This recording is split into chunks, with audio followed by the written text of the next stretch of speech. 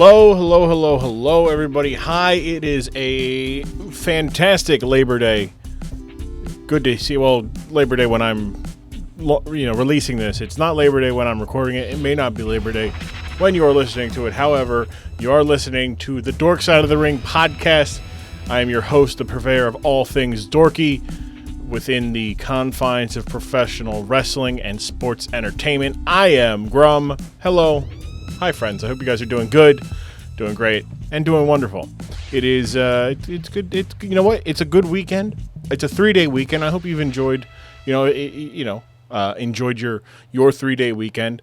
The, working class folk like us, we gotta go to work every day. We get a couple of days off for a weekend, but those 3-day weekends, Labor Day, that is for us, the workers, the people who make this economy go.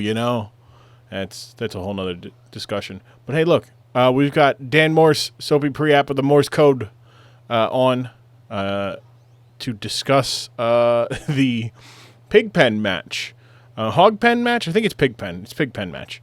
From 1995, we got Triple H versus Henry O. Godwinn. That's right, Triple H taking on a hog, and it is a lot of fun. We talk about just shitty jobs, basically like the worst jobs to fight somebody at, worst clothing to wear. So it's kind of like the worst jobs, and it's a fun discussion. Big fan. Please, if you don't already, go check out the Morse Code boys. It's Morse Code, Dan Morse and Sopee. They are, it's a Boston sports podcast. However, not if you're like me though, and you're like somebody we've talked about this before. We did the what was it? The Sting match or the Sting attack by dogs. We were talking about that, right? Paul Pierce's Sting and whatnot. My opinions on Boston as sports town. As a town, also not great, but that's neither here nor there. But look, glad to have Dan and Sopee on. I don't know if they're ever going to want to come on after I've said this, but no, love their podcast. Great stuff. They talk about wrestling every so often.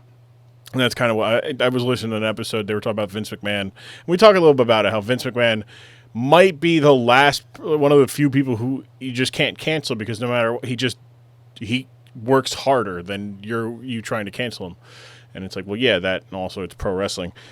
People will look at pro wrestling as if it's not serious in the first place, which is kind of to the benefit of Vince McMahon.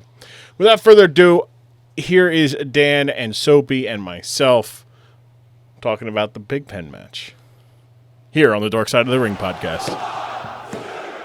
Welcome back to the Dork Side of the Ring. I am joined here with two magnificent men. Got to go with the alliteration here. From the Morse Code, Dan Morse, Sopee pre-app. Good to see you guys. Welcome. Thank you, buddy. What's up, fella? It is. Hey, not much. Is a nice, warm Sunday evening in the Northeast. So we're all uncomfortably warm right now. Although you guys are both wearing long sleeves, so I don't. That air conditioning must be howling. AC is cranking up. Yeah, AC's working. Yeah, that's good. AC's working overtime. But yeah, it was a comfortable evening. That's good. Up in New England, can't complain. I like to go alphabetically here. Dan, sure. Introduce yourself to the audience. Yeah, sure. So like you alluded to, I'm Dan Morse. I'm one half of the Morse Code Podcast with that fine young man below me on the screen, Sopee. So I know we probably have a lot of mutual listeners between Tyler's Discord and Patreon and stuff and back and forth, which is really cool. But as far as, wrestling goes, we talk a little wrestling on our show, never on purpose. But I think that's like the beauty of Vince McMahon. It's just so easy for him to come up in conversation. Like if you're talking about NBA, politics, global warming, like fucking whatever. It's usually not a stretch. But I mean, I was thinking about this today. So I was born in '89. So my first wrestling memories were probably early 90s, 93, 95, stuff like that. And then obviously watching stuff from the 80s retroactively as I got older. Probably peaked out during the Attitude Era. I think we said this on one of our episodes before too. Just how it all lined up. So during the Attitude Era, call it 97 to like early 2000s, I was like, 8, 9, 10, 11, 12, like perfect age to like watch that shit. Oh yeah. And like go all in with it. So that was really probably my peak of wrestling. I tuned out pretty much like in the mid 2000s, and then kind of came back here and there. I came back a little bit, is probably as recent as I don't know, like the Shield. I thought the Shield was dope. They got me back in for a little bit. I'd always come back to watch Undertaker and like Goldberg wrestle, just because I couldn't believe that was actually happening. I just had to see it for myself. Look, Goldberg's often disappointed. Goldberg's wrestling in 2 weeks from now I'm sure in Vegas. So that makes sense. Yeah, he's got to get that bag. He's been asking who's next for going on 30 years now. Look, his son is so the world. Oh God, don't tell me his son's in wrestling. No, his son's not in wrestling, but his son should be in wrestling. Because his son went from this pudgy, like baby fat, pre-puberty. Oh yeah. He was on like when he came back, right? Yeah, when he came back, like 5 or 6 years ago, and like he's getting that, and he went every show that his dad went, and the go home show to Mania 33 was in Philly, and I'm there sitting probably 4 rows away from like Kid Goldberg, Kidberg. Yeah. And I'm like. And he gets up and he takes his shirt off. He's like, freaking out. I'm like, dude, this kid's got living the dream. Like, I can't hate Goldberg right now because I just wish that, A, my dad was in my life, and B, my dad was Goldberg. So same. like, and then now, like they had he got the camera on him on past Monday. That was strange. And he is like, I'm like, he's D1 like football recruit size now, and I'm kind of scared. How fast that happens. I'm like, genetics, that's right. Like, his dad's fucking Goldberg. Yep. Sopee, what about you? Where can the people find you on the socials? Same deal. The other half of the Morse Code Podcast, graciously invited to be the co-host by Dan. And as far as wrestling, I actually have fairly similar timeline, at least in the beginning, where like I remember wrestling because for some strange reason my mom was a fan. Nice. And so like I do have vague memories of Hogan a little bit. I really remember Undertaker and Bret Hart were the ones that I watched the most. And then I probably fell out of it towards the end of the Attitude Era, and I never really got back. I would like to, because I think I was asking Dan pretty recently about are the female wrestlers like still completely sexualized now, or are they actually good wrestlers? It sounds like Vince McMahon like real people like a moral change of heart there, or the best female wrestler isn't decided via like KY jelly matches. No, cup size. Full disclosure, I thought about putting up the eggnog match as the topic for us to watch. One.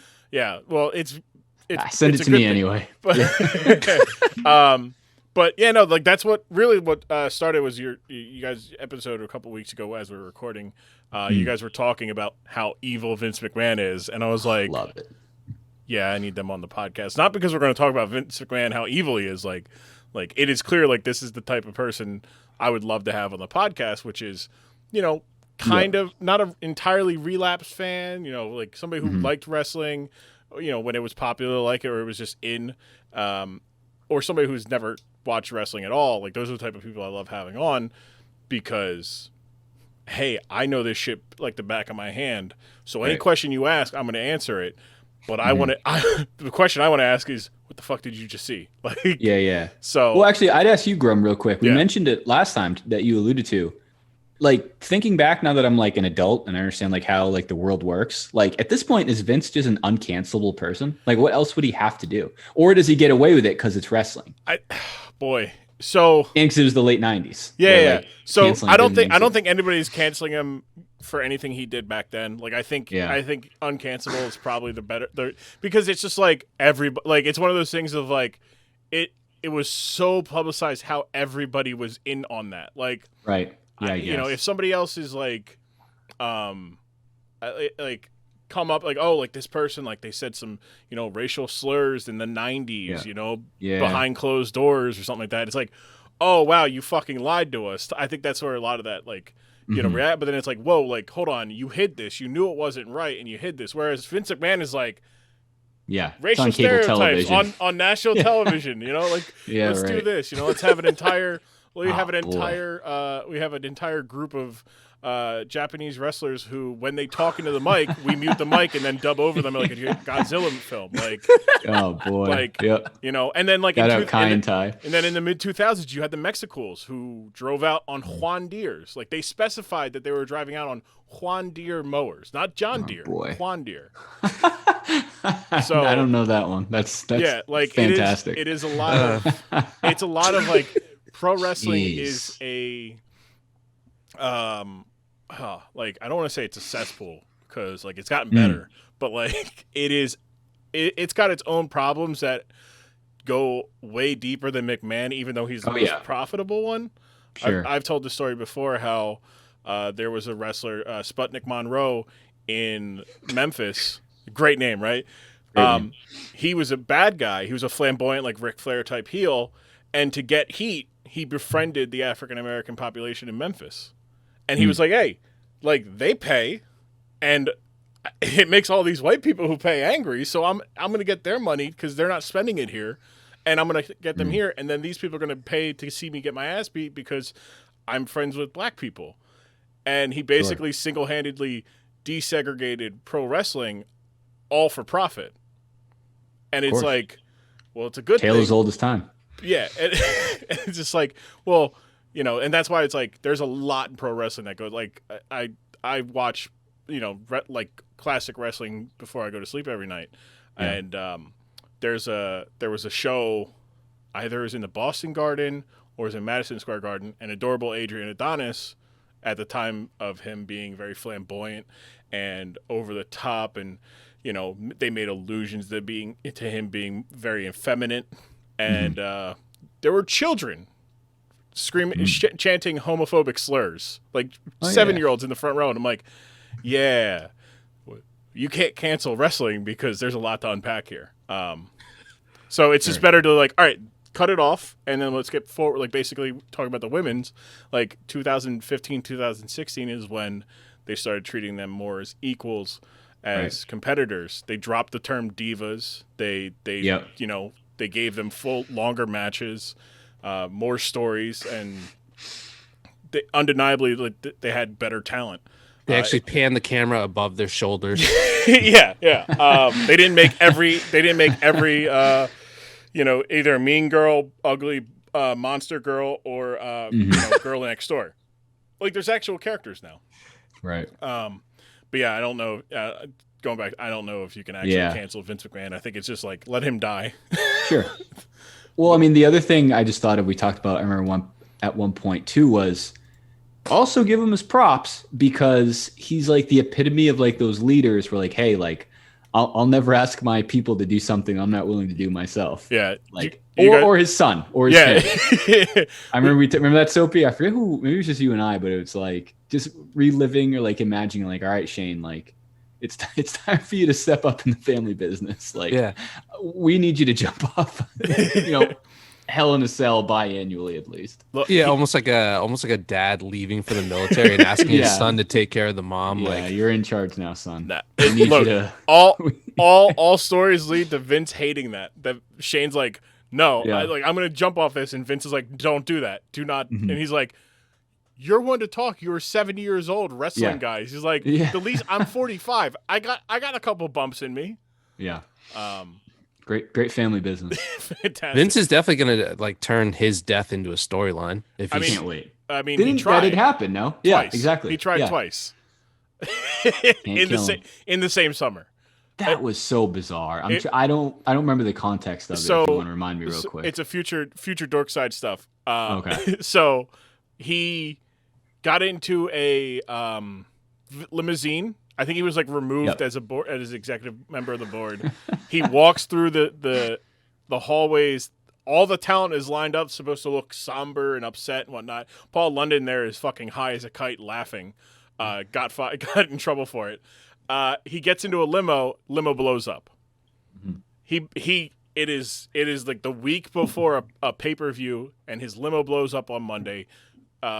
the SmackDown that week is like, holy shit, Vince is dead. What the fuck? Like, President Donald Trump called the McMahon estate to see like if he actually had died because he saw a report about it on CNN. Oh boy, fake news. Yeah, so you can see where the distrust in the media started for Mr. Trump there. Wow. God. And it all gets undone because that Saturday, Chris Benoit murders himself, his wife, his youngest son, and killed himself.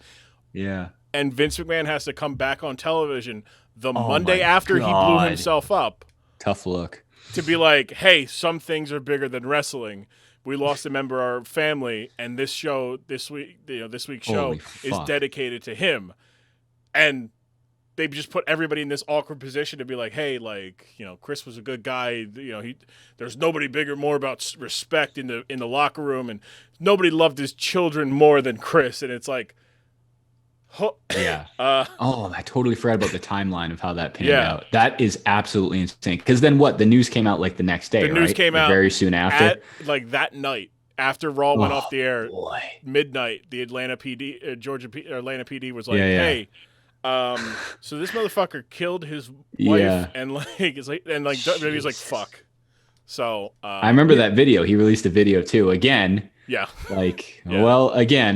Some things are bigger than wrestling. Yeah. Vince was like, that was tough. Boy. Vince was probably like, God damn it, Chris. He ruined my. I had such a good fucking storyline. So, hold on, because later that summer he decides to, in terms of a PR fix, wanted to do McMahon's Millions, where he would give away $1 million every week, not in one lump sum, but like he'd call people on the phone live on television, and none of them would answer. Like, people just would not. He would go through 5 numbers before. You think that was real? That wasn't a work? No, they would actually call people live. They're actually calling people live. That's so dumb. Yeah, weird thing to do. Yeah. I mean, look, you gotta like. He really weird. Screwed the pooch on the whole Benoit thing, so you gotta kind of bring it back, and that culminates with the stage falling apart with him on it, and him telling Triple H, Paul, I can't feel my legs. So good grief. Yeah, Vince McMahon will absolutely try to turn his death into a story. I can't wait. I mean, look, he probably wanted to make Owen Hart's death a storyline, but that was a whole thing. Yep. So what we're going to talk about, you guys were talking about the, Attitude Era. We're going to talk a little bit before the Attitude Era is what we're watching. What do you guys know about Aristocrat Blue Bloods from Greenwich, Connecticut? Anything? Is that a tag team? No. Just like people who are blue blood aristocrats from Greenwich, Connecticut. Dan may hang out with that crowd, but I certainly do not. My introduction to them was probably like. Are you talking about like just Triple H? Well, Triple H, yeah, but like people. He's based off the idea of I know the type. Yeah. I don't think I know any personally. Unfortunately, they seem like a fun crowd. I don't know. I'm sure we have some in the Discord in Tyler's group and whatnot. Yeah, maybe some New Age Greenwich. People, New Age, yeah. People who are more like the Mean Street Posse. Greenwich. That's who I was trying to think of. Great team. But no, Triple H, yes. So Triple H, before he became the cerebral assassin and all the game, he was Hunter Hearst Helmsley, an aristocrat blue blood from Greenwich to Connecticut. Basically, Vince making fun of his next door neighbors, as the story goes. Rich snobby type, nose up in the air. He'd come out wearing like equestrian gear. Like he'd come out. I never understood that. The riding weird cut jackets. Exactly. Very odd. He'd have the tight riding pants with like his wrestling boots though were made to look like riding boots. Like it could not get any more awkward. Well, he found himself in the ire of one Henry O. Godwinn in the winter of 1996. I want to say 1995, 96. They had to settle it as only one man whose initials are Hog could. And I'm not talking about a meet-off. I'm talking about a pig pen match from In Your House 5 It is Hunter. We're going to be watching Hunter Hearst Helmsley versus Henry O. Godwinn here on the Dork side of the ring. We'll be right back after this.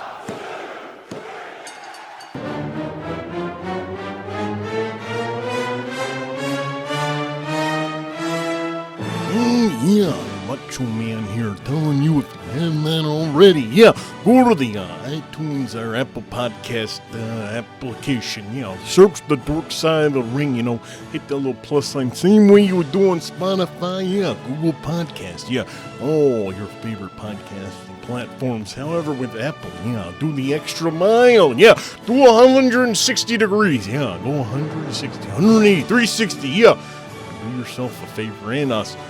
Leave a 5-star review. We read it. Me, Dusty. Read it. Also, stay on the lookout. Dork Side of Ring on Twitter and Instagram. Also, I am Grumm on Twitter and on Instagram. Because there's going to be coming times. Times for you to support us financially if you so choose. The podcast will be free.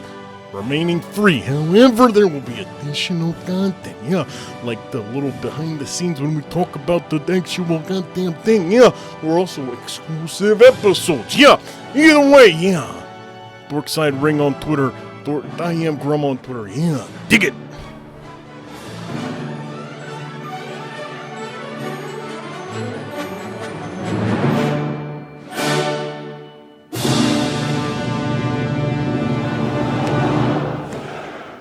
That was awesome. All right, we're back.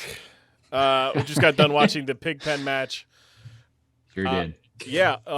So, first things first. Have you ever seen pigs and pig shit like that in a wrestling arena or anywhere, for that fact? No, for me. You can go ahead, Soap. I'm trying to rack my brain. I don't think so. No, and I've been to a lot of pro sporting events, but no. Never seen any pigs. I haven't seen that in like high school or like collegiate wrestling before either. Very unique. Very unique. Well, look, hey, that's what WWE is trying to go for, an experience unlike any other. Also in 1995, they're like, it is 95. I want to make sure. That's a good point too. December 17th, 1995. Wrestling is in the pig shitter, and it's just not good. So. We were talking about it a little bit during it, but the idea that the guys, what they were wearing, is there anything worse than an equestrian getup to actually fight in, like a legitimate fight? Like, what could be a worse attire? I was thinking like a firefighter uniform. A little heavy. Be pretty terrible. I just don't understand the point. Like, if he came out like riding a horse, it'd be kind of dope, I guess. But is that just how rich people dress? Like they could ride a horse at any time because they're so rich? To Vince McMahon? Yeah, good point. Came out with he came out wearing the bright red riding coat. Yeah. But like black and brown pants. Yeah. No color coordination. For a hog pig match, whatever it was called. Like made even less sense. Yeah. He looked like he was about to like park someone's car, honestly, with that color scheme. Well, like I said when we were watching, I don't know if this is part of the episode or not, but it's like they couldn't have been more contrast between, one party was dressed perfectly for this match and the other party, Triple H, couldn't have been dressed worse for this match. Like it made less sense to dress for this match. So I love it personally. Oh no, it's extremely they say styles make fights. I don't know if they meant clothing styles and attires. Yeah, but they'll work. That's a case to be made. Sopee, are you, if it's a firefighter, are you including the tank on the back? Oh yeah, I'm including the tank on the back, the helmet, the heaviest gear and like clothing possible. And I'm trying to think of like who, probably like an astronaut versus an astronaut. It's probably that. Yeah, both just a big helmet having, just having no spatial awareness. Yeah, I'm trying to think who everything that you've got on is in your way. Like who in ring like entire match wore like the most heavy like stuff. I feel like Viscera did by sheer amount of fabric. Like he just by volume, by volume. sure. This man was 7 feet tall, 450 pounds. A 7XL leather suit. Yeah, that might have probably weighs as much as Sopee. Yeah. And then when he grief. when he became Big Daddy V, or not Big Daddy V, Viscera, the world's largest love machine, he was wearing a lot of silk. And sure was. Yeah, good call. I guess that's probably it. I'm trying to think. I mean, most guys, like I said, once the bell rings, you probably take off a bunch of D'Lo Brown probably had some heavy, his chest protector. The probably, vest. Yeah. Yep. Good call. I was gonna say the Road Warriors, but then I remember they don't wrestle with their spiked shoulders. No, I was thinking the same. I don't know why they wouldn't, but they didn't. I was thinking the same thing with Vader, because Vader used to come out with this mastodon headpiece that was on his shoulders, and he would take it off. He'd put it on halfway down the entrance ramp, just raise his arms up, and then smoke would come out of it. And I'm like, that was pretty cool. That's cool, but why? No reason. No. And you just leave it there. That's like the general consensus for most attires. That's true. Why? Yeah. You don't need to do that. Well, during that time is the big occupational gimmick. Like we've talked about, I talked about this a couple episodes ago. The Goon was a hockey player who was too violent for any NHL, for any hockey league, so he had to come to the WWE, and would have Goon on the front and on the back of his jersey as well. So it said Goon in the front, Goon on the back, and he wrestled in boots that were styled to look like ice skates. Like they were narrow in the sole. I'm like, that can't be comfortable. Has anyone watched hockey and known what hockey players look like? Look, he was pretty good at shooting some puck, It's very clear he was just too violent. Also, just for the sheer hilarity of it, go back and look at Vince McMahon freaking out about a high stick and a cross check and a hook. He hooked him. Oh, by God, he hooked him. He was great on the micro. He was a great personality. That's the other thing I think I said last time we were talking about. I didn't really till I got older. I didn't understand what the CEO of the company was. That didn't mean anything to me. Then looking back, it's that guy was the fucking boss this whole time. What? What are you doing? Yeah, he just found an entirely just hey, this is what I want professional wrestling to turn into, sports entertainment. Right. And this is how his calls were, he's notorious for, if it wasn't going to be the finish, he was going to go, does he got him? 1, 2, no. But then would completely undersell the actual finish where he's 1, 2, 3. Oh, he got him. It's what? Yeah. That's going I understand what you're trying to do here, Vince, by getting him excited that this could be the finish, but you're going the wrong way when it actually is the finish. No Jim Ross. He's no Jim Ross, I'll tell you that much. No, that was definitely an upgrade. I was trying to think of who else had some pretty bad. Me too. I was thinking IRS from just comfort. He'd wear suspenders and he would dress like he was going to work as an accountant, but would wrestle. Big Boss Man, maybe. He had a cop's outfit, I guess. Yeah. Expect the tactical SWAT Big Boss. The one where the Big Boss Man that made me put him in 14 different topics, because he was the guy during the Attitude Era that just, they were we're going to cross the line, let's do it with him. Yep. Call the Boss Man. Dragging somebody's dead dad off of the device at a funeral. Yep. Going to do that. Not great. Feeding somebody their dog. Going to do that.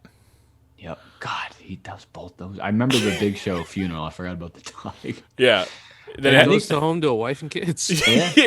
Then the rest of us. Yeah. Then he patrols the streets looking for bad guys. What did you do today, sweetie? Yeah. No you know that Al Snow guy? Yeah, is he giving you more trouble at the office? I fed him his dog. Not anymore. It's just oh yeah, that's we won't be hearing from him anymore. Yeah, don't worry, babe. I'm not going to be complaining about him anymore. Yeah, honey. Our problems are over with, and let's just say I'll always be on time for dinner. and then for the payoff of that match to be a Kennel from Hell match, which what was that? I don't remember that one. So they took a Hell in the Cell match, but they put a cell around the actual ring. So the objective of the match was to get out of the cell and get out of the cage. But surrounding the cage are a bunch of German Shepherds and Rottweilers and just dogs. The idea being these are trained killer dogs. Meanwhile, they're just shitting all over the place. I remember that now. Yep. They're just they're shitting, they're pissing, they're fucking each other, and like you're like, oh wow, they're really ruthless. Dangerous. Yeah, a bunch of Cujos ringside. Oh boy. Yeah, I remember that. I thought, what the fuck was I gonna say? I think Kane is decently uncomfortable just because of, well, number one, he's wearing like top to bottom plus the mask, plus his boots always looked huge. His boots kind of reminded me of what Kanye wore at that fucking listening party a couple days ago. Like the thickest. That looked uncomfortable. Period. Yeah. And he ascended from hell. Right. I was gonna say his body was like 90% burned. It must have been hot as fuck.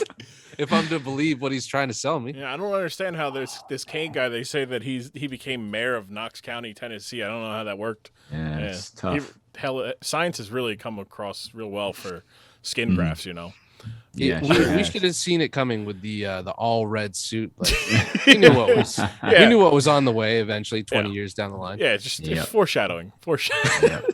That has to be probably one of the better entrances or like debuts of all time. No, in your house or whenever that was. Yeah, it was in your house. Bad Blood, Hell in a Cell match. Oh, so cool. Comes down, rips the door off of the. They're like, nobody can come in. That out of hell. And he just goes. I'll show you. Canonically, that's why they now chain them. So they didn't chain them. They didn't chain it before. And I was recently watching the Hell in a Cell between Mankind and Undertaker, and they're like, they're like, we got to chain these now because the last time Kane came down and just ripped the door off. Yeah, he kind of blew that. Immediately proving that somebody could in fact come down here.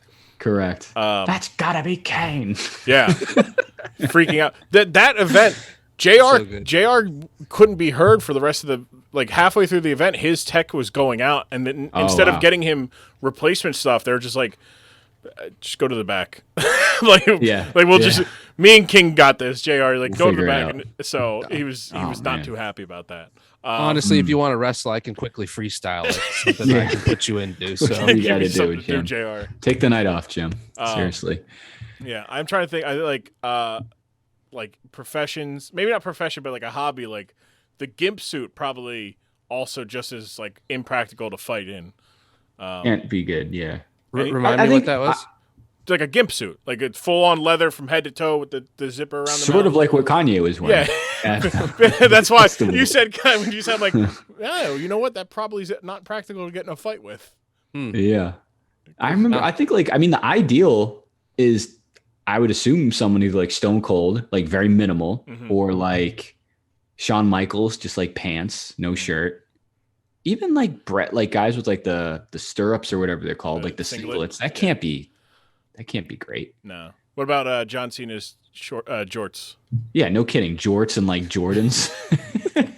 And I was gonna say, why do you realistically need boots over sneakers? Yeah. I don't know. I'd go for comfort too. Yeah, I assume like ankle mobility and stuff, or literally just character. Well, there's a couple guys who have wrestled barefoot. Right now, there's a guy, Matt Riddle, former UFC fighter. He's wrestling on WWE right now.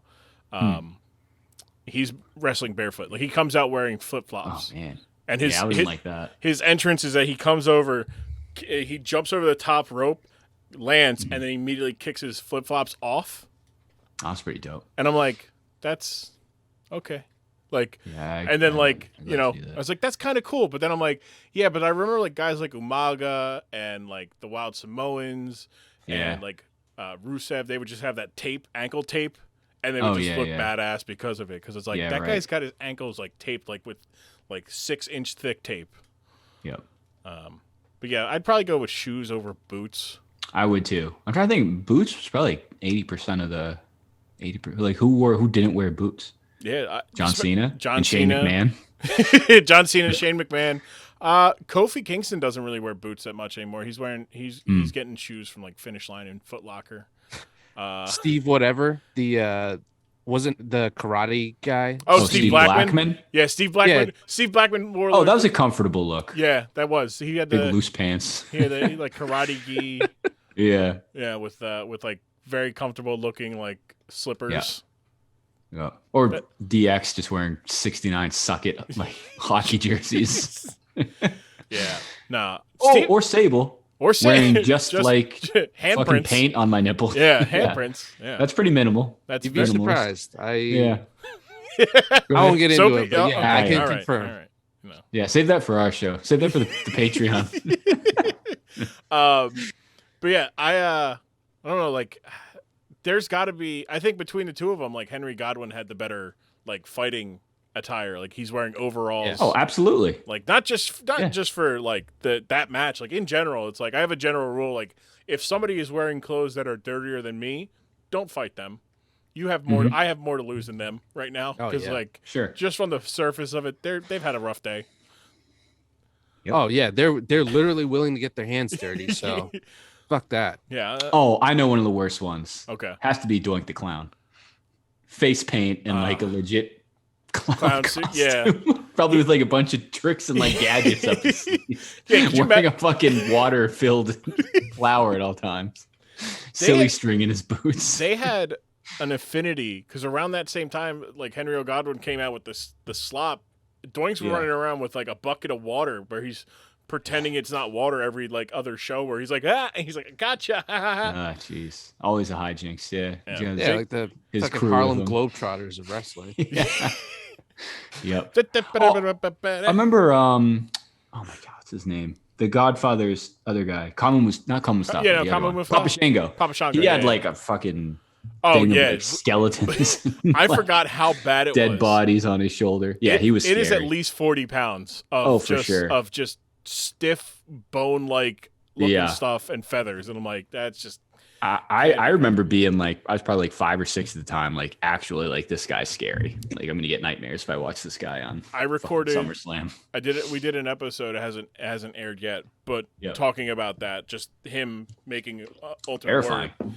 Like. Oh yeah, he just basically voodoos the hell out of Ultimate Warrior, where he collapses at the middle or like off the apron in the middle in front of children, and like this old lady is there going, like Warrior, look, and he's like pointing to Papa Shango as Papa Shango's like shaking the skull and doing doing the chant, and she's like, hey, he's right there, and eventually like he like keels over, and she just has this look of like, you stupid son of a bitch, like why didn't you listen to me?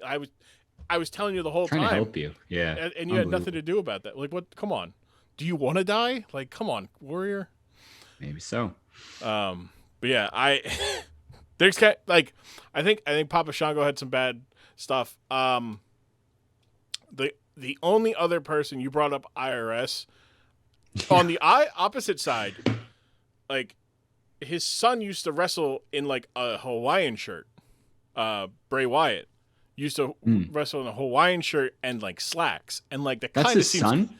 Yeah, Bray Wyatt's his son. His son. Yeah, I didn't know that. Yeah, that's crazy. Bo Dallas and Bray Wyatt are brothers. I didn't know that. Yeah. Damn. It's very. They don't look anything alike. But there's sometimes where they do. Like very like 2 pictures where they actually look like related. Wow, I didn't know that at all. That's so weird. Erwin R. Shyster is the father of Bray Wyatt. What a great character. What was the name of their faction? The Wyatt family? Man. Money Inc. Money Inc. Yeah. I was going to say, Ted DiBiase came out in a nice money suit pajama pants. Money. Yeah, he looked very comfortable right before he decided to get in a more, functional, trunk and knee pad and boot get up. He's it was Jimmy Hart. That was their manager. Yeah. Wasn't Virgil with them at one point or no? Virgil was Ted DiBiase's like manservant. Yeah. And that's not a great look, Certainly not. No. Also, Virgil being a shot at Dusty Rhodes because Dusty Rhodes' real name is Virgil. So they that's the whole. That's why when he went to WCW in like the mid '90s, they called him Vincent because they're like, "We'll get you back, Vince. We'll name him Vincent." Right. That's right. It's like, oh, that's so funny. I didn't put that together. So, on the topic of getting into fights with professions. Yes, of course. Pig farmer has to be up there in terms of like, I don't want to fight this person. Like they deal with pig shit all day, or just farmer in general. Is there like what are like some of the other professions that are bad or that you would not want to fight? Like in real life or in real life? Like in real life, like coal miner's good. Those are any like physically taxing labor because they're probably just in a shitty mood. Yeah, like, they're probably exhausted. coal miner. But at the same time, they have like all the patience in the world because like they'll be able to handle anything that you throw at them. Yeah, I guess. I mean, either way, they're kicking probably your too ass. obvious, but like a secret agent. Yeah. Like someone who's like trained to thinking- specifically kick people's asses. I was thinking Which I'm not. turnpike booth attendant. Oh yeah, They're those people must be miserable. like, oh, good God. like everybody's like, oh, going postal. Like, no, I'm worried about going booth attendant. Like that's the one where I'm just like, these people are 6 days a week sitting for 10 hours for shit pay, and they have to deal with the guy whose fucking Easy Pass didn't go, and he's like, oh, I paid my Easy Pass. I'm good here. He goes through, then you see him just pull a U-turn and come back. It's like, oh, fuck. Jesus Christ, this guy. What the What do you want me to do?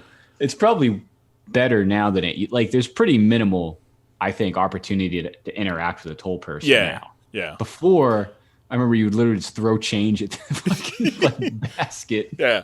They probably caught a few strays every day, just getting hit with quarters. Yeah. Just thinking where their life went wrong. They probably looking at all that money that they have right there, and they're like, I could easily just take this, right? And just take a $2. That person had a $4 fare. I'll take $2. Fuck them. Yeah. Looking at all the quarters, being like, I get like 2% of that at the end of the day. You're just looking at a Scrooge. I need to get my commission on this one. You're looking at a Scrooge McDuck level of just coins. You're like, yeah. Goes home with a sack of nickels every I've night. always wondered, like it's probably not this, but like I just imagine when they go to empty the tills out every couple hours, they just dump it into a pile, and they're just like, "This is the state's money, anyways. They'll figure it out." And like, there's this deposit spillage of just mountains of quarters and dirt and dirty dimes, because there's like that one thing that's like $2.60, and you're like, can it just be $2.50 or $3? Like, why? Yeah, super annoying. Got to be exact change. That'd be funny if they, at the end of the night, they rationed it out, almost like wait staff at a restaurant. Like, all right, this is your tip, and everyone goes home with bags of coins. Do you think there's people that tip the attendants of the booths? Like they're just like, weird look, move, but I'm sure. Oh, maybe like if you give them like 10 on like a $5. If I would ever do it, it's just because like I'm in a rush. Like I just fucking like But I will say this: I haven't used cash at a toll booth in a while, but I think they have like figured out. Like if it's $1 toll, they have. From what I see, it looks like they have like change for a $5 ready to go, change for a 10, and change for a 20 ready to go. Because I've given them like a $5, and it's like boom. I give them a 20, and it's like here you go. Which makes it. I mean, what else? What other nomination could you give them? Yeah. But that'd be interesting. Like, just keep two for yourself. Good work out there. Here's a 10% tip. You're like, thanks for the 26 cents. I appreciate that. I guess I don't. Imagine how much worse traffic would be if it was like a credit card system. Like you have to put like your debit card in, like sign a receipt. Oh my God! Hand it back to them. You're just like swiping it. You're like, like my chip's not working. Chip's not working. No, do you remember like before the chips they had you go to like a convenience store, like they have to they took a plastic bag and swiped it around your card to get it to work. Yeah. That was the most embarrassing thing. Like I feel like I'd rather just keep my food. You know what? Don't do that. Just tell me it's not. Tell me it got declined, okay? Because then I'll just take it and I'll give you a different one. Yeah, what's with the theatrics? Let's just stop drawing more attention to me. Like let there's me a line try forming it. Yeah. Like let this 12-year-old kid at Hannaford let me try it, sir. I know how to do it. Yeah. Okay, bro. I'm just trying to actually. I'm just trying to get my coffee and a donut. I can't. I'm sure I have change in my car. I just was in a rush. Here, try this little trick. Okay. Mobile payment. If that worked, I would just carry a plastic bag with me all the time. Maybe I'd never run into it. If it works so much better. But I don't do things. I don't understand it at all. I never did understand who the first one who discovered that was either. If you ever think about that, I don't know the science behind it. Like, is it supposed to fill the blanks of like some scratches or something? I don't know, but now, and again, I haven't thought about this in a while. I think about it. I don't understand how that wouldn't that just, if anything, like put an extra layer between my stripe and the machine. Like, I remember when I would How the fix. fuck does that work? I fixed my like PlayStation 2 games by putting toothpaste in the cracks and Oh, wow. just to get it to work, and it would work a little bit, but then ultimately it would fuck up the machine. So, rest in peace to 2 different PlayStation 2 consoles. Man. My mom was not happy. So, yeah, but I don't know what what, like I don't understand. But yeah, like Sopee said, I don't know who the first one is to try it. Like, hey, put a plastic bag around it and try it. the theatrics of it is probably the more it's embarrassing not great. thing, because the cashier will grab the thing and they'll do the big whip thing, but they'll do it an extra time to make it Oh my god, yeah. Sucks, They make sure to fucking announce that shit. So it's Yeah. picture someone at the 5 items or fewer express lane, and then all of a sudden it's just a line of 10 people behind you. Like, hey, yeah, I'd either rather go or just like take my other card and don't do the plastic bag thing. Don't do it. Yeah. Please don't. I don't like if I want to go to like the self checkout, I will. But there's times I don't want to, because either I know I have items that are going to be a pain in the ass to check out, like fruit and stuff, or alcohol. I know I need to have someone come over and card me, or like something else. But I notice in our grocery stores up here sometimes they'll almost like, I guess it was worse during the the height of the pandemic when everything was very spaced out and slow. But they'd be like, hey, like just go around over to the self checkout. And it's like, I don't want to. This is not going to go well. It's definitely not going to go any faster. But I guess I will. And then inevitably I fuck up like the blueberries code or like whatever. And that's embarrassing too. Anytime like the self checkout, you have to flash the light for someone to come help you. It's like I'll just kill myself, like, or starve. Hi, I'm an idiot. I don't know how this technology seriously. works. I can't match up the barcode with the light, and I just need a professional to help me. I didn't bring my glasses with me, so I can't. That's tough luck. I didn't know I was supposed to weigh these lobsters. I just typed in the code. So, Yeah, well, I also didn't know I fucking work here, apparently. But Now my do my first job was at a grocery store, like Yeah, me many too. others. Yeah. But the self checkout, being responsible for that, it sounds like hell. requires you to either A, be good at your job, or B, more likely care about your job, of which neither were applicable. Yeah, 0 for for me. 2. So I'm sitting there. People are like, "Hey, can you help me with this?" The lobster. I was like, "Oh, I have this tilapia," and I'm like, "All right, you're good." They're like, "Oh, that's so much cheaper. Did you put that under flounder?" Lady, just take it. Yeah, right. I won't tell Shut the anyone if fuck you up. don't. I don't care, but Yeah, it ain't my money. right. That's pretty funny. The worst they're gonna do is fire me, and I'll go to a different shithole and get a job as a 16-year-old. That's life. That's a circle of life. Yeah. Do you guys? I just thought of this too. I've never had this happen to me, but I feel like this happens in like movies all the time. Like the cliche, like price check on like something, like when they literally announce something like over the loudspeaker. Has that ever happened? You've ever seen that? I had it once. Oh, that must be so embarrassing. So my mom and my dad used to be managers, one nighttime, one daytime at the same Nice. grocery store. So naturally, I would spend some days there on the weekend because nobody was home to watch me.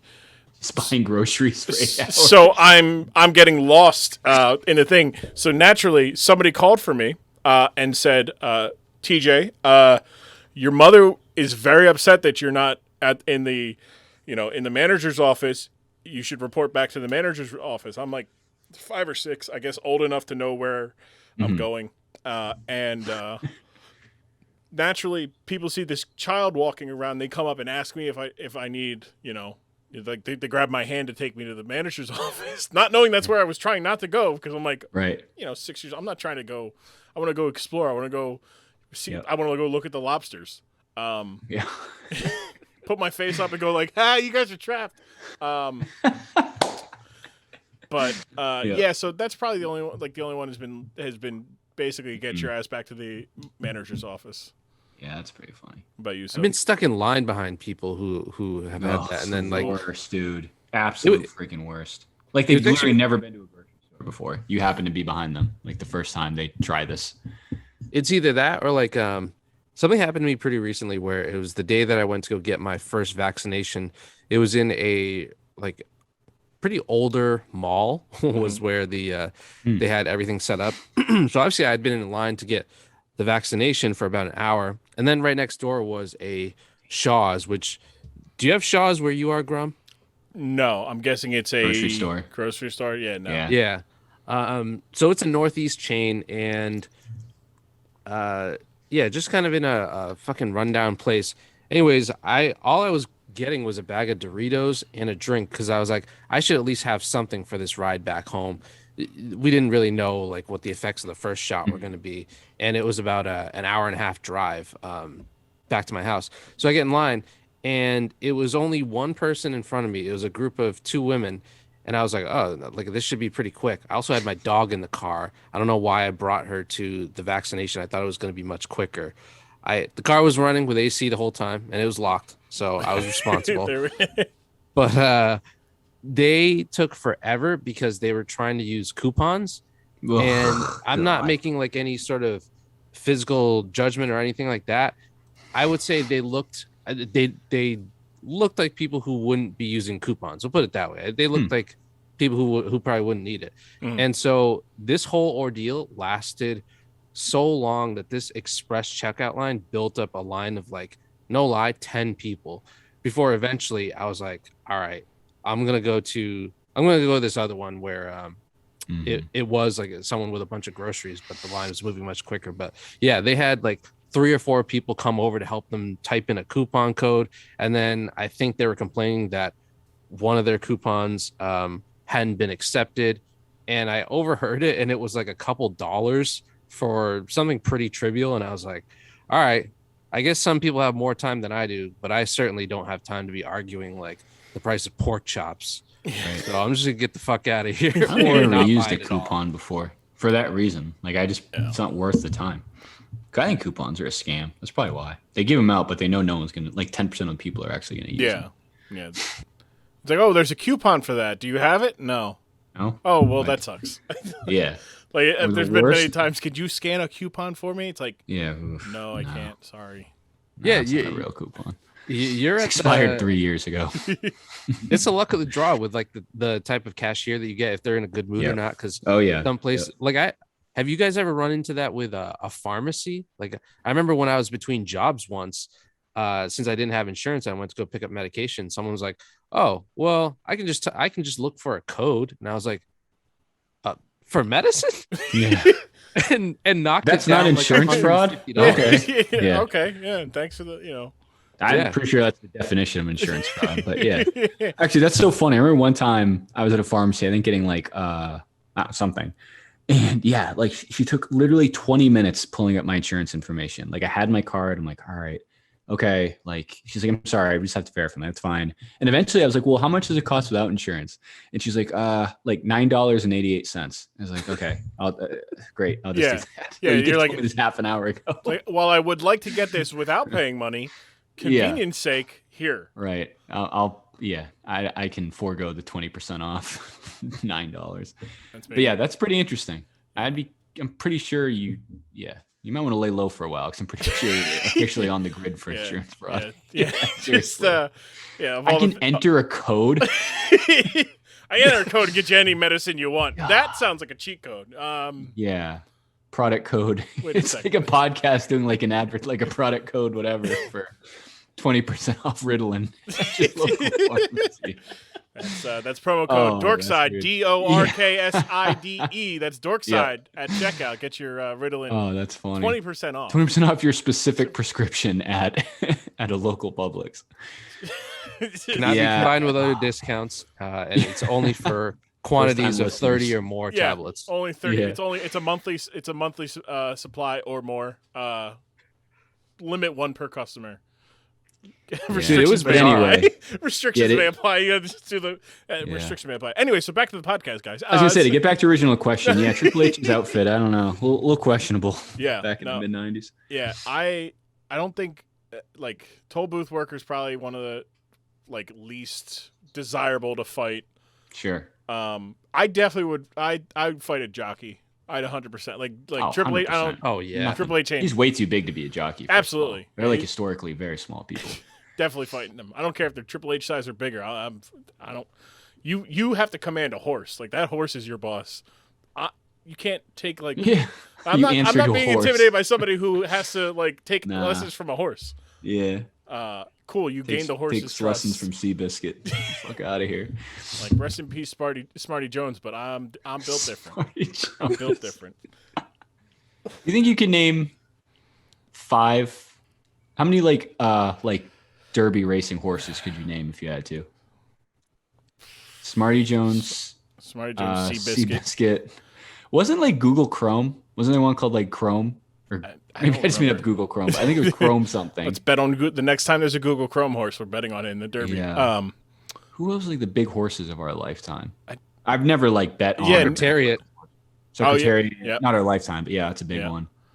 Smarty Jones is probably the last one I remember, just because you just said it. I don't know. I can't probably name the last. Well, Smarty, I remember Smarty because Smarty Jones was like the one that was going to be the one to break the Triple Crown, and then snapped his ankle in the a second race. Yeah, tore his ACL. And he was he's like local to, like, his stable and everything was local to Philly, so that was like a big local story of like this horse was being grieved. People grieved over a horse because of it being in Philly, and I'm like, this is weird, but also like kind of cool, but weird. Yeah, I don't know any of these horses. The article is these are the most famous horses from Kentucky Derby history. I don't know any of them. Yeah. If you just guess partial phrases that are allegedly clever, like you'll get a horse like I don't know, comes in last or call me maybe. California Chrome. That's what I was thinking. There you go. Google Chrome. Call me maybe Chrome. Friday. Just start naming. You know this one, American Pharaoh. I remember that. Oh, okay. One. Yeah. Now you say it. Yeah. That's Silk Sonic coming around first. Start naming. Honestly, I think that's how you name horses. I think. Yeah. I'm really going the other way. Up and like. I'm naming my musical acts after her. Oh, there you I'm go. becoming American Pharaoh. That works. Yeah. Yep. Oh. Yeah, you can't like that's. Think about that. Kanye West becomes the American Pharaoh. Now we're talking differently about Donda.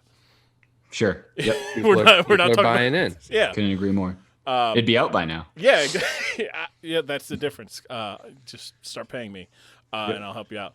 So the one other question that I wanted, the thing you want to go into is there were pigs in the area, and we were talking about horses and whatnot. Yep. Is there what are some of the worst animals to have around in a fight? And dogs, I feel like are there because even when you're play fighting with somebody, they don't know, so they think, right? Oh shit! Yeah, dogs out like not in the wild, but like loose dogs are scary for sure. Yeah. Like no matter where you are. Pigs is up there. Dogs, maybe like an animal I don't really know enough about for how it would act, like a goat or like a ostrich or like something crazy like that. Where it's like I don't know what it's gonna do because I've never been in its vicinity outside of a petting zoo. A battering ram, bunch of battering rams could be troublesome. I was gonna say, even though they're more common, like fucking vermin, like a raccoon, a rabid raccoon, or you don't know if it's rabid or not. Muskrats, yeah. Skunks would be tough. Awful. That's a good one. Because I don't even know. I know that they spray you, but I don't like. Do skunks bite? Does anyone know that? idea? No, I've never been around. They spray and run. They're a drive-by. If you threaten them, they spray, then they just start scurrying. They're slow as fuck too, man. They'll just like waddle away, knowing that you're gonna be too busy like gasping for air, trying to make sure your eyes it doesn't get in your fucking eyes. So they're just like suck. Yeah, they're like the Vince McMahon strutting down away. They're like, I'm good. Have either of you guys ever been sprayed by a skunk? No, I've even been around someone who has. My dogs have been sprayed countless times. Oh, actually, yeah, I think my dog might have been too, and that was bad enough. Yeah, just in the house with someone who's been sprayed. Like, wow, this. I've had the smell on my hands for like a week though because of cleaning them, and it's you're like, bro. Dude, I had a coworker who got sprayed by one, and then this is when I was working at a cell phone store.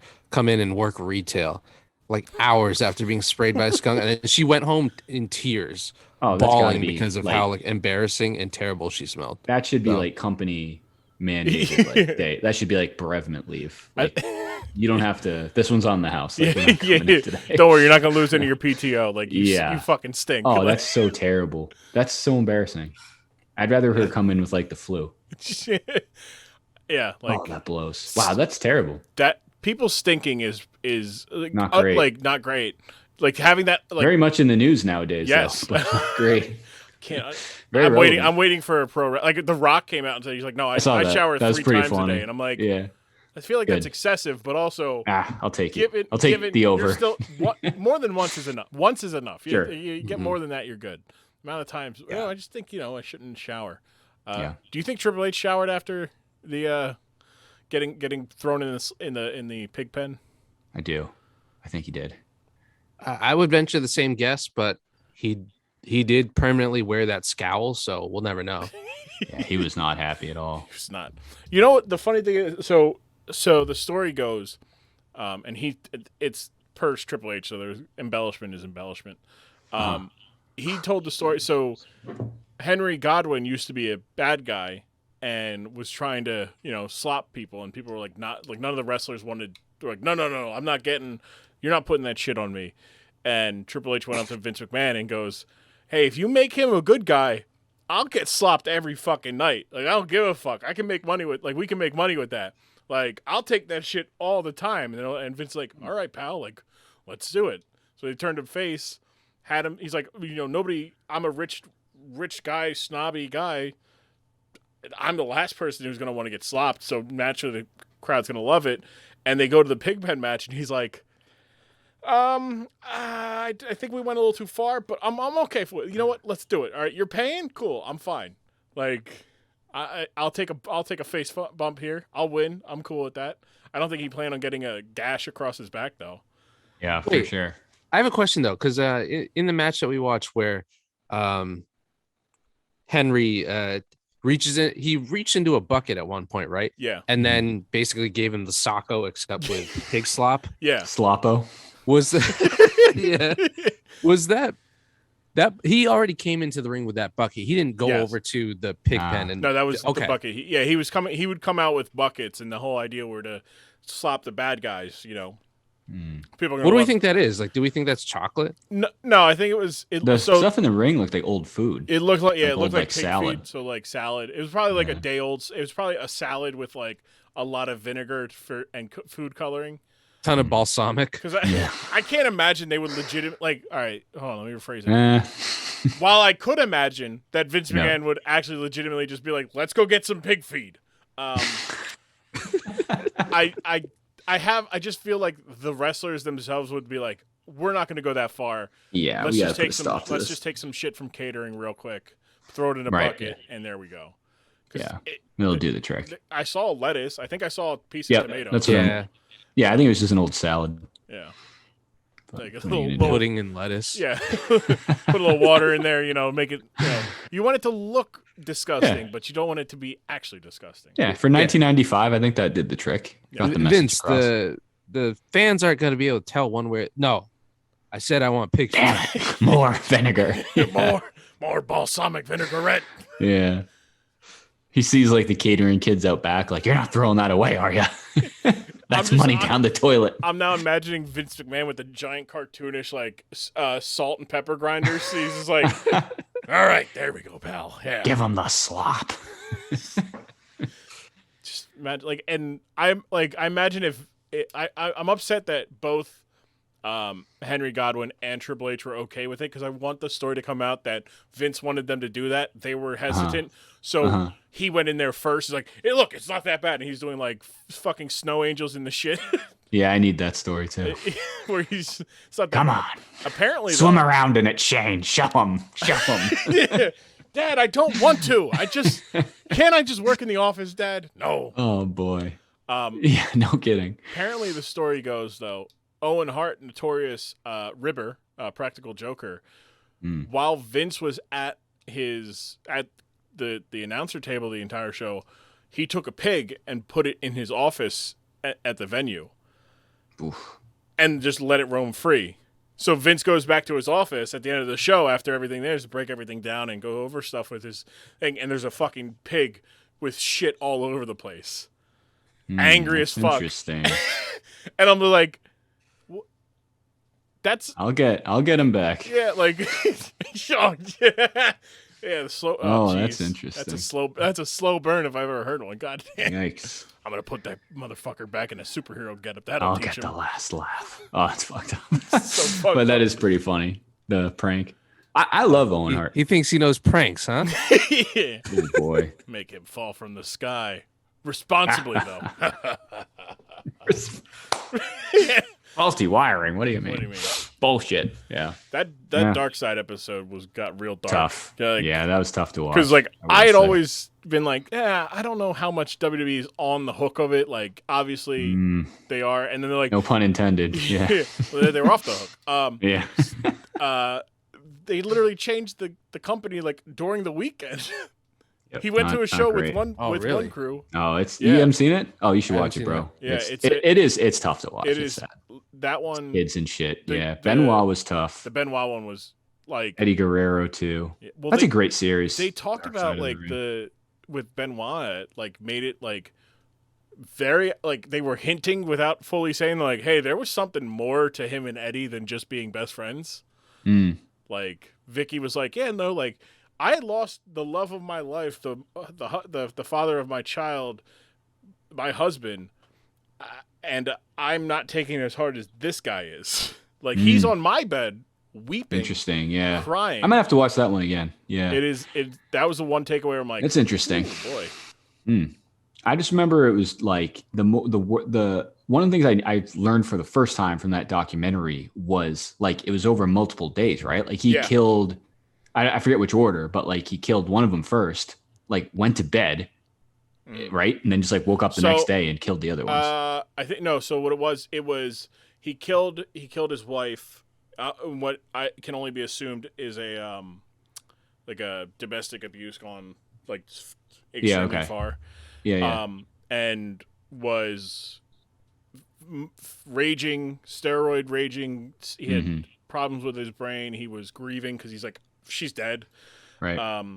He was religious. His life was unraveling. He murdered like a couple hours later, he put his son to bed. His son's like, where's mom? She's like, oh, she's already laying down. Jesus Christ. Yeah. Smothered his kid. And then he went to sleep. Woke up, Googled, like, what are the quickest ways to end your own life? They found out what it was, and then he's like, well, I have that shit here. I have this workout equipment here. So, Yeah. That's crazy.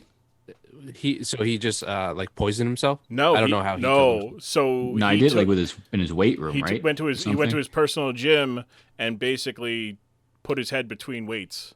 Oh man, that's right. Christ. Yeah. Yeah, dude. Have you seen that one? Have you seen any of them, Soap? Dark Side of the Ring? I've only On seen YouTube? Beyond the Mat. Gotcha. Yeah, it's way better than Dark Side of the Ring, unlike the Dork Side of the Ring, our sister program that's no way affiliated. However, Dork Side, lighter stuff. Dark Side is very much the dark side. Yeah, very well titled. But it's like I love like wrestling documentary. Like I love sports documentaries. Like the wrestling documentaries, I consider the same thing. Like they're good. That's one of the better parts of the network, I thought too. Like like the Monday Night Wars, I loved. Thought that was an awesome series. Because I used to get like they used to make those. Like I used to rent them on like VHS. They'd have some documentaries about, or they're more just like greatest matches, I guess, not really documentaries. But yeah, some of the shit they have on the network and I guess Peacock now is great because like there's just so much footage. Like so much. It's been so long. Like they document everything. These guys are on TV every day. Yeah, if you do just WWE, there is since WrestleMania. We'll be at WrestleMania 38 in March. Like it's coming March. So almost 40 years of just WWE. Yeah, plus that's crazy. WCW, you had ECW. Yep. And all these other territories that they bought up. And then, sure, they don't have the rights to like TNA Impact or Ring of Honor or other places, but they work with them when they want to highlight like their talent that worked there. Like, hey, you know, you were like AJ Styles, you worked at TNA, you were the face of TNA. Hey, TNA, can we get some of his like, you know, bring us some of the footage. We'll give you some cash and we'll be good. Yep. So it's kind of nice to see sometimes, but it's also like so much content. It's hard to like. I tried to keep up with it, and it's just like that came out. Thankfully, though, with Peacock, they kind of slowed it down because they were like, we got to get everything that was on the network actually on the Peacock network. So which I think they said, and they're still on track for having everything that was on the network, on the Peacock network, by SummerSlam, which is in like 2 weeks. Mm-hmm. So, yeah, cool. But yeah, it's like the dark side of the ring. Just like I like the only thing I really want to talk about that's also Dork side eligible. Because it's like we're like the NCAA. Once you go pro, the dark side of the ring, we don't want you. But I'll give a little bit of eligibility to Brawl for All. Like, like it's a legitimate shoot fight, like boxing match between wrestlers because JBL Bradshaw was talking all the shit that nobody could beat him in a fight, and JR was talking about how nobody could beat Steve Williams in a fight. Like, he was the toughest son of a bitch that's ever walked in wrestling. And they're like, okay, fine, let's fuck it then. Let's see who's the toughest guy. Bart Gunn just has a hell of a left hand, and nobody knew what to do with it. And for his interesting. You thought that was legit? Like those? Oh no, they were. Those were real. You think so? Or Oh no, I was never sure. No, I guess I believe they were too, but. That was just one of those things. Like, I feel like that could have gone way worse, and it went bad. But that could have gone like way worse than it did. From like an injury standpoint. Steve Williams tore his ACL. A couple guys were concussed. Yeah. Some guys broke their hands. Yeah, it went pretty bad, I guess. And then Bart Gunn gets fucking mollywopped by Butterbean at the following WrestleMania. Like, Oofball. That's your reward. Is you get a high profile fight with Butterbean, and he absolutely tees off on you. Yep. Jeez. One last thing. Hilarious athlete. Butterbean? Yeah. Man is like 84-17 in boxing. Yeah. Speaking of very well named, like perfectly named. Does in fact look like a Butterbean. Sure does. But we were talking about the match. Triple H gets like a cut on his back. And like he's got a pretty wide back, and it's a pretty wide cut because he hits like the metal part of the grate. How and he takes a front bump, like he falls face first, and then like later gets thrown in on his back, so he gets a whole bunch of shit in it. I don't have a price for that. Like, you can't make me do that. Like, I'm not. No. I'm not even sure I want to go into that pig pen with like a paper cut, much less. Yeah, much less like. I don't want to go in fully clothed. Like, I mean, look, for a price, I will go in fully clothed. I'll fall face first, sure. Yeah. No, I'm not risking hepatitis and any kind of MRSA. Like, my back is literally a quarter of his back size, and I still wouldn't do that. No, that'd be a tough one. That's a lot. I'd probably take the next Monday off and see my doctor. And apparently they did that. Apparently they had that match like throughout, like because they were trying to work out like how to like make it work for television. So they legitimately did it, and it's like what, like, yeah, wild, very weird. The next night he was on Raw. Yeah. That's one thing I've always found crazy about wrestling. Like these big ass pay-per-views once a month, everything comes down to this, and then you have your biggest cable show like 24 hours later, which is usually a big show. The Raw after a pay-per-view is usually pretty big. So yeah, and they try to like build on it. At least they used to. Now it's like the shows are kind of like just fillers for things in between. It's so funny, dude. I thought about that. Like going back, I know the network had eventually they archived like all the Raws and Nitros and stuff. And like as an adult, you just realize Raws are just like free like they're just advertisements for the pay-per-view. Yeah. Like each match, I don't think there was matches more than like 5 minutes. They were just building to the pay-per-view. And then when they did Sunday Night Heat, that was like literally like, all right, for all that we have these people right here, let's give them one more hour to convince them to buy the pay-per-view. Yeah. And I usually fucking folded and would beg my parents at that point.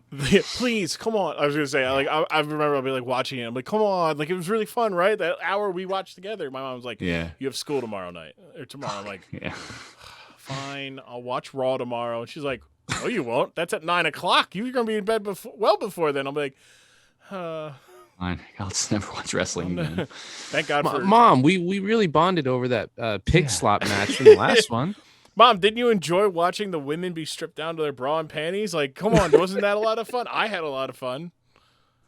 Yep. Yeah, were we all enjoying that? Come on. Yeah. Simpler times. I just picture Sopee with a bowl of popcorn sitting between his parents watching Watching Mae Young get powerbombed through a table. Yeah, you guys talking about that, and just that was the thing. I'm like, yeah, no, these guys need to come on here because. Well, I never thought. I mean, I'll ask you. I got to hop off shortly, but like, real quick, it's like after watching that, I understand these guys are professionals. They learn how to take bumps. They do it the right way.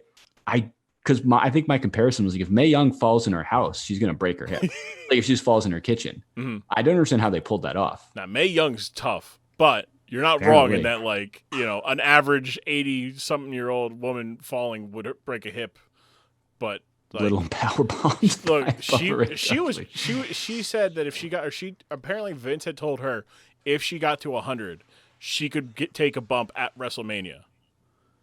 She's still alive? No, she passed away at like 90. I think she was 94, 95. So she was almost there right to where there.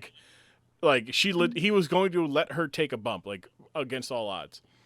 But why? Why is that a reward? hilarious way that's I thought you were going to framed? say like he was going to write her a check for like $10 million. Congrats, you made it to 100. Here's $10 million.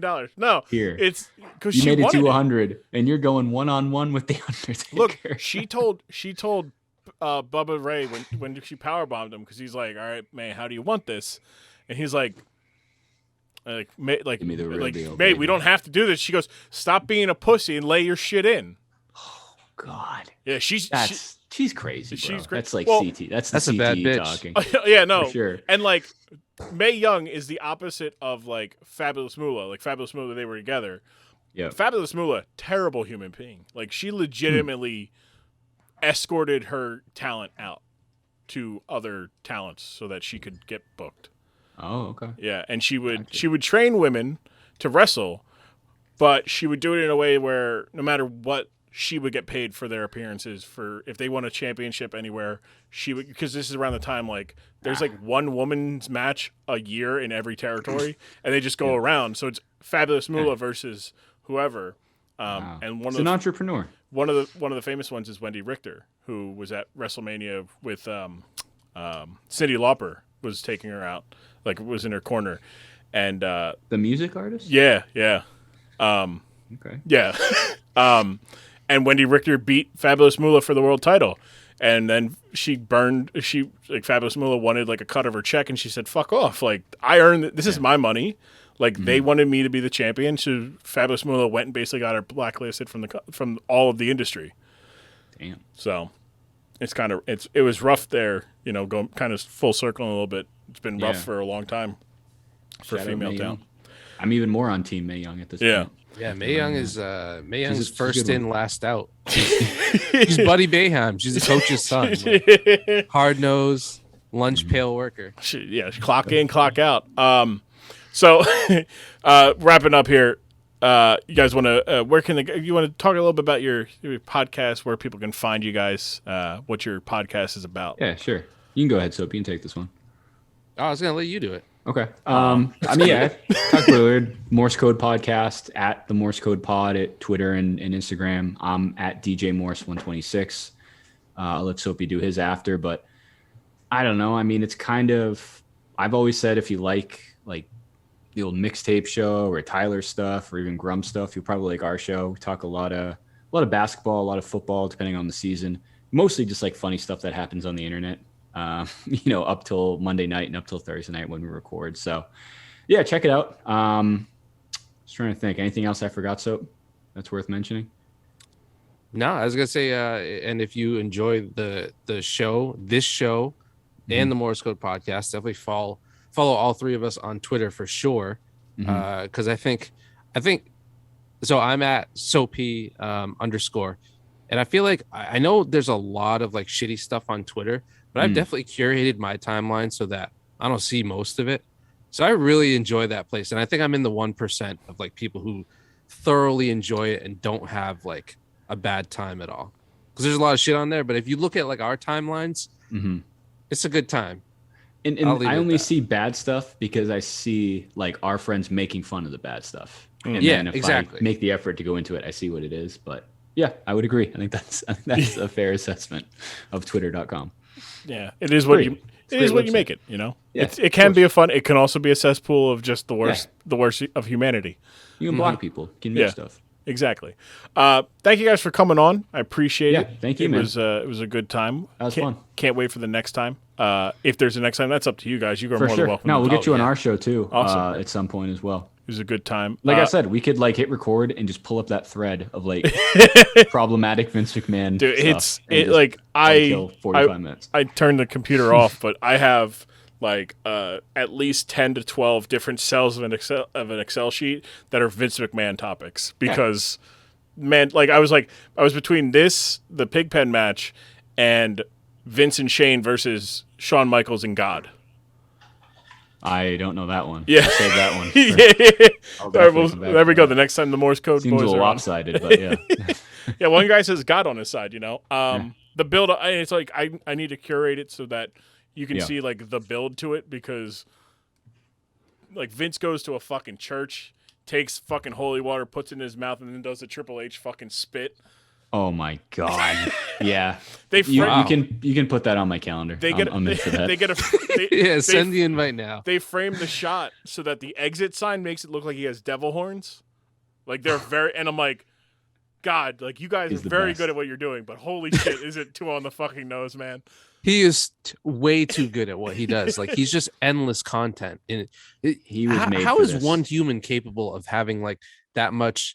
I don't know if creativity content is the best word, but God, he's just a viral thing waiting to happen at all times. Every time.